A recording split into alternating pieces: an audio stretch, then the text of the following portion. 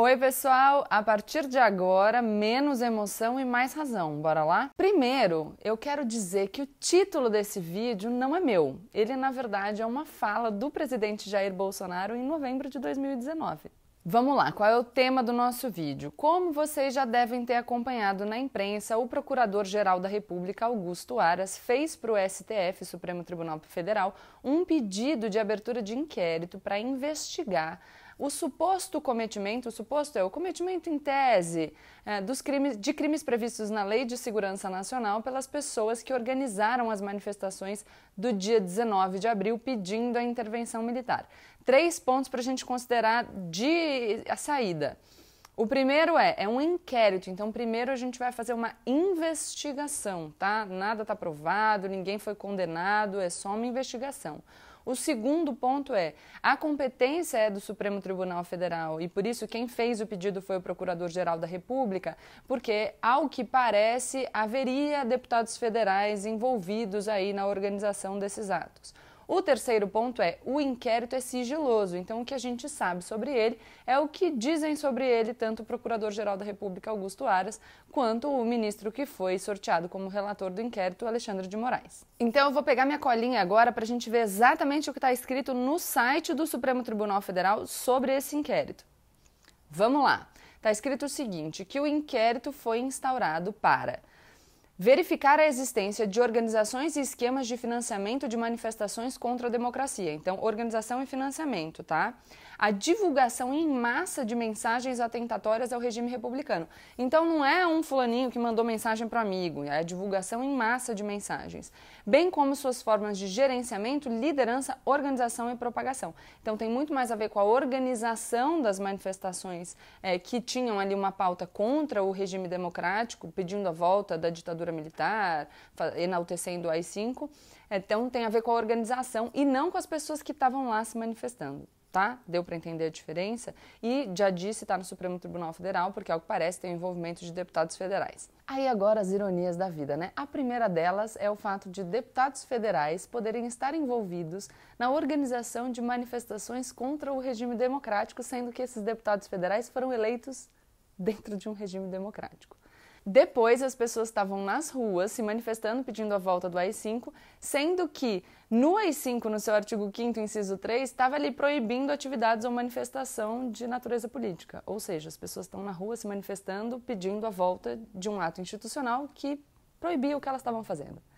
E aí é engraçado porque quando o Procurador-Geral da República faz o pedido de instauração de inquérito para investigar a organização dessas manifestações convocadas contra a ordem democrática, as pessoas falam que absurdo, isso é um autoritarismo. Mas elas não estavam lá nas ruas pedindo justamente a volta do período autoritário?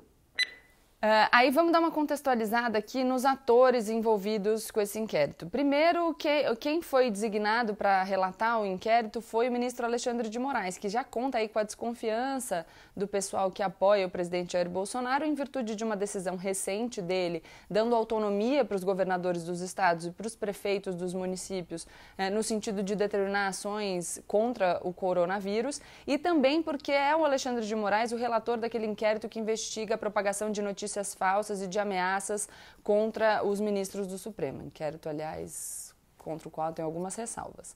O procurador Augusto Aras, por sua vez, já contou com alguma desconfiança da ala não mais alinhada ao presidente Jair Bolsonaro, mas aquela ala lavajatista, quando o Jair Bolsonaro escolheu esse Procurador-Geral da República fora da lista tríplice do Ministério Público Federal. Então, vamos lembrar para todo mundo, o Procurador-Geral da República, o Augusto Aras, ele foi indicado pelo Bolsonaro, que rompeu uma tradição que já vigorava há alguns anos no sentido de nomear aquele que era o vencedor das eleições internas do Ministério Público Federal. Por isso, ele gerou alguma desconfiança em relação às pessoas que são mais alinhadas ao ministro Sérgio Moro do que ao presidente Jair Bolsonaro. Aliás, o ministro Sérgio Moro está calado, né, nesses últimos tempos. Mas, bom, voltando. Então ele já tinha alguma desconfiança, mas o Procurador-Geral da República, o Augusto Aras, ele, na verdade, tem recebido críticas no período recente, justamente por adotar uma postura muito mais complacente em relação às condutas do presidente da República. Um exemplo que acabou de acontecer foi alguns partidos questionaram no Supremo Tribunal Federal a campanha da Secretaria de Comunicação da Presidência do Brasil Não Pode Parar. E o Procurador-Geral da República, quando se manifestou, falou que a campanha não estava aprovada, embora existissem ali, de forma óbvia, publicações da Secretaria de Comunicação no Twitter com a comunicação da campanha, e falando, inclusive, que não existem provas irrefutáveis de que o isolamento é a melhor medida e tal. Enfim, fazendo aquela concessão para o posicionamento aí que tem sido adotado pelo presidente Jair Bolsonaro em relação ao enfrentamento ao coronavírus. Então, esse pedido de instauração de inquérito foi uma virada no comportamento do Procurador-Geral da República. Bom, aí vocês vão me perguntar, tá bom, Gabriela, mas você acha que as pessoas devem ser responsabilizadas com base na Lei de Segurança Nacional? Aí eu vou responder para vocês que eu, particularmente, não gosto da Lei de Segurança Nacional e não gosto por motivos muito simples. Um primeiro motivo que eu acho importante sempre ressaltar é que o direito penal ele não deve ser colocado como solução para tudo, né? O direito penal deve ter o uso muito restrito, as situações muito específicas, ele deve de fato ser uma exceção.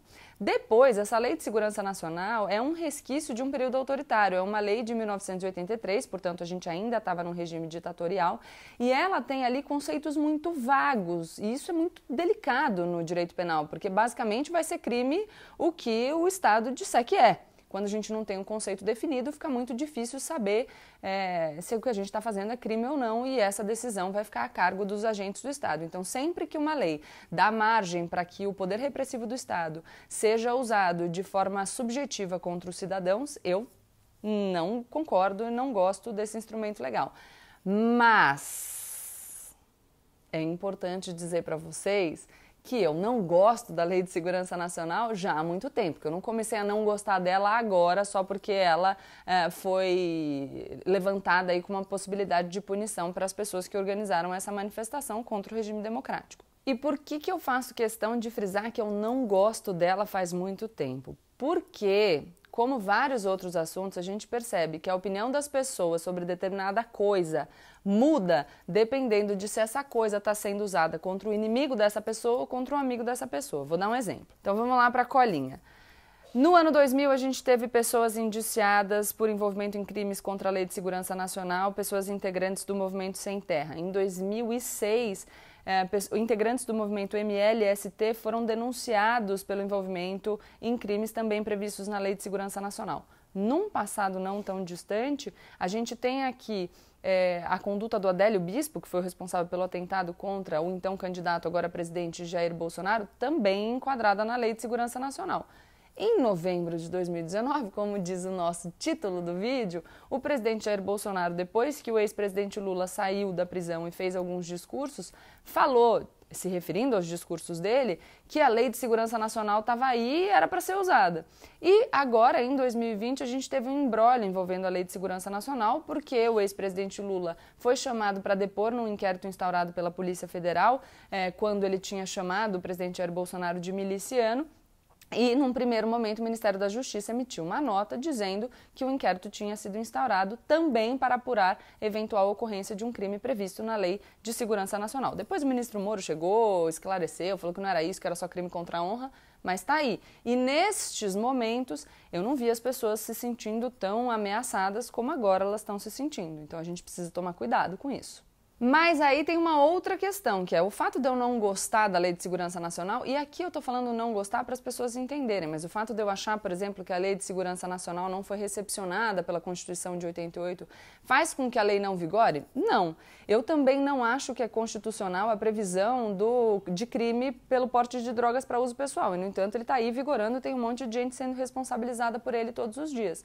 Então o que acontece é, a lei está em vigor, e as pessoas podem ser responsabilizadas pela infração de um dos artigos previstos ali na lei.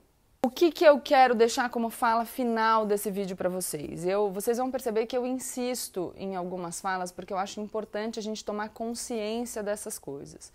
Toda vez que alguém pergunta a nossa opinião sobre determinado assunto, nesse caso a Lei de Segurança Nacional, a gente precisa tomar muito cuidado para observar se a nossa posição sobre essa coisa não muda dependendo de se essa coisa, no caso a lei, está sendo usada para enfrentar os nossos inimigos ou para atingir os nossos amigos. Eu insisto e vou reiterar sempre para vocês aqui. Toda vez que a gente alimenta um monstrinho do autoritarismo, ele volta uma hora e come a gente. Quando a gente olha para o direito do outro sendo violado, a gente sempre tem que ter muito claro na nossa cabeça que é o nosso direito sendo violado, tá bom? É isso, espero que vocês tenham entendido. Eu sei que muitas vezes eu apareço aqui com termos difíceis para quem não é do direito, às vezes isso gera alguma confusão, mas conforme eu for publicando os vídeos eu tenho certeza que vai ficar mais fácil para todo mundo. Então, se vocês gostaram, curtam o vídeo, se inscrevam no canal e deixem os comentários para eu saber o que eu posso abordar nos outros vídeos, no que vocês têm mais dificuldade, assim a gente vai construindo melhor a nossa comunicação, tá bom? Beijo!